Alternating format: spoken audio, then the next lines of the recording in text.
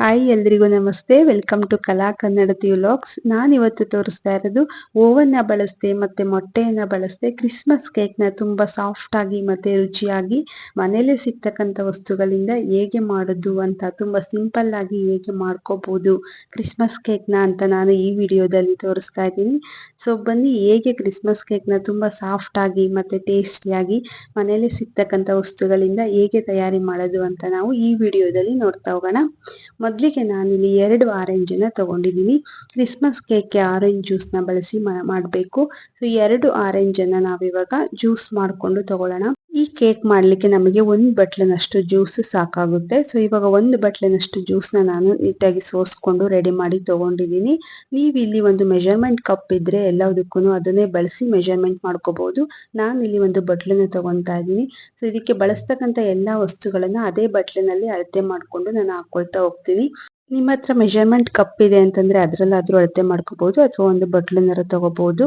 ನಾನಿವಾಗ ಆರೆಂಜ್ ಜ್ಯೂಸ್ಗೆ ಸ್ವಲ್ಪ ಬಾದಾಮಿ, ಸ್ವಲ್ಪ ಗೋಡಂಬಿ, ಒಣ ದ್ರಾಕ್ಷಿ, ಕಪ್ಪು ದ್ರಾಕ್ಷಿ, ಸ್ವಲ್ಪ ಚೆರಿ ಹಣ್ಣು ಮತ್ತೆ ಸ್ವಲ್ಪ ಟ್ಯೂಟಿ ಫ್ರೂಟಿನ ತಗೊಂಡಿದ್ದೀನಿ. ಈಗ ಇದೆಲ್ಲವನ್ನ ನಾವು ಆರೆಂಜ್ ಜ್ಯೂಸ್ನಲ್ಲಿ ಮಿಕ್ಸ್ ಮಾಡ್ಕೋಬೇಕು.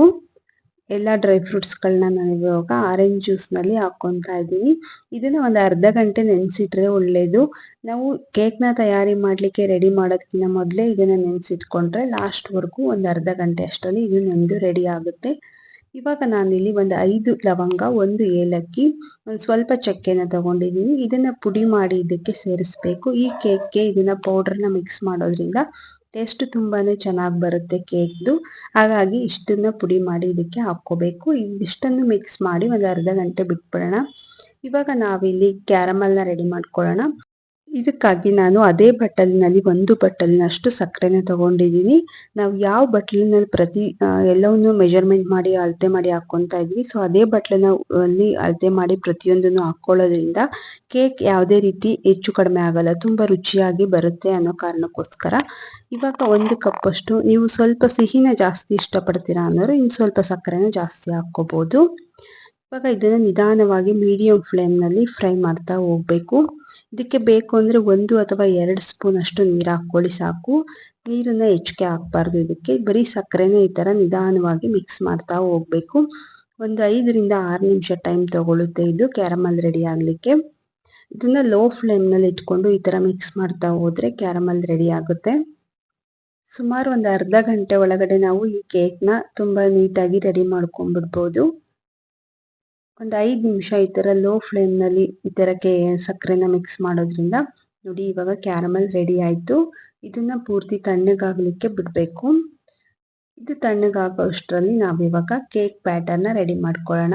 ಇವಾಗ ಒಂದು ಪಾತ್ರೆಗೆ ಸೇಮ್ ಅದೇ ಬಟ್ಟಲಿನಲ್ಲಿ 1 ಬಟ್ಟಲಿನಷ್ಟು ಮೈದಾ ಹಿಟ್ಟನ್ನು ಹಾಕ್ಕೊತಾ ಇದ್ದೀನಿ. ನೀವು ಇದ್ರ ಬದಲು ಗೋಧಿ ಹಿಟ್ಟಾದರೂ ಬಳಸ್ಬೋದು ಅಥವಾ 2 ಅರ್ಧ ಬಳಸ್ಬೋದು. ಒಂದು ಅರ್ಧ ಸ್ಪೂನ್ ಬೇಕಿಂಗ್ ಪೌಡರ್, ಒಂದು ಅರ್ಧ ಸ್ಪೂನ್ ಬೇಕಿಂಗ್ ಸೋಡಾ ಎರಡನ್ನೂ ಹಾಕ್ಕೋಬೇಕು. ಇವಾಗ ಏನು ನಾವು ಆರೆಂಜ್ ಜ್ಯೂಸ್ನಲ್ಲಿ ಡ್ರೈ ಫ್ರೂಟ್ಸ್ನ ಮಿಕ್ಸ್ ಮಾಡಿಟ್ಟಿದ್ವಿ ಅದನ್ನು ಇದಕ್ಕೆ ಸೇರಿಸ್ಕೊಳ್ಳೋಣ. ಇದಷ್ಟನ್ನು ಇವಾಗ ನೀಟಾಗಿ ಮಿಕ್ಸ್ ಮಾಡ್ಕೋಬೇಕಾಗುತ್ತೆ.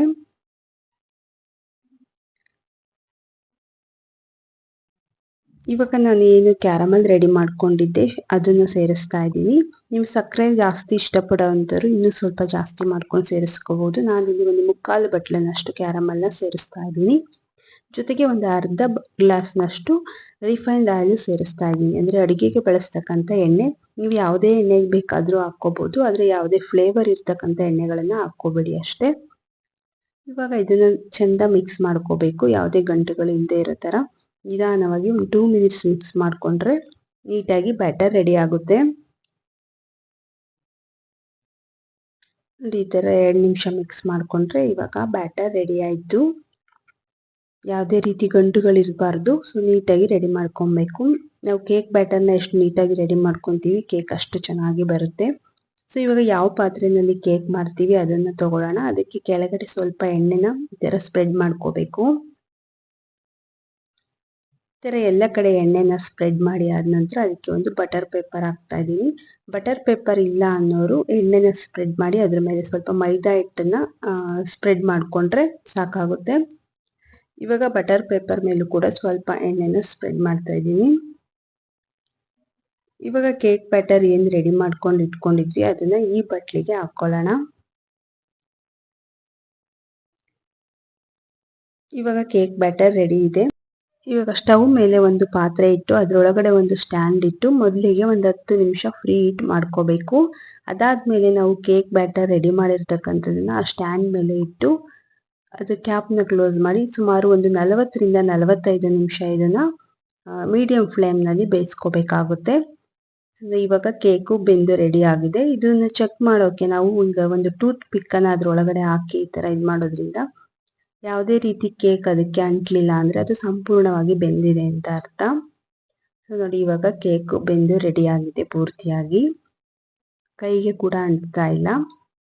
ಇದನ್ನ ಒಂದು 2 ಅವರ್ ಸಂಪೂರ್ಣವಾಗಿ ತಣ್ಣಗಾಗ್ಲಿಕ್ಕೆ ಬಿಡಬೇಕು. ತಣ್ಣಗಾಗಕ್ಕೆ ಬಿಟ್ಟ ನಂತರ ನಾವು ಇದನ್ನ ಶಿಫ್ಟ್ ಮಾಡ್ಕೊಳ್ಳೋಣ. ಬಳಸ್ತಕ್ಕಂಥ ಎಲ್ಲ ವಸ್ತುಗಳನ್ನು ಕರೆಕ್ಟ್ ಆದ ಮೆಜರ್ಮೆಂಟ್ ನಲ್ಲಿ ತಗೊಂತೀವಿ ಅಂತಂದ್ರೆ ಈ ಕೇಕ್ ಯಾವುದೇ ರೀತಿ ವ್ಯತ್ಯಾಸ ಇಲ್ಲದೆ ನೀಟಾಗಿ ಬರುತ್ತೆ. ನೋಡಿ ಇವಾಗ ಕೇಕು ರೆಡಿ ಆಗಿದೆ.